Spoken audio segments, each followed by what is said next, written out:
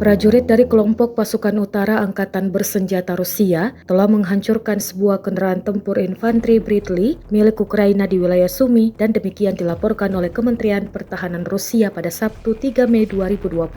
Menurut pernyataan resmi, serangan tersebut dilakukan dengan menggunakan amunisi jelajah jenis Lancet. Kendaraan tempur yang menjadi sasaran dilaporkan hancur total dalam serangan yang terjadi di zona pertempuran aktif di bagian timur laut Ukraina. Operasi ini diklaim sebagai bagian dari upaya berkelanjutan untuk melemahkan kemampuan tempur Ukraina di garis depan. Namun hingga saat ini belum ada konfirmasi dari pihak Ukraina terkait insiden tersebut.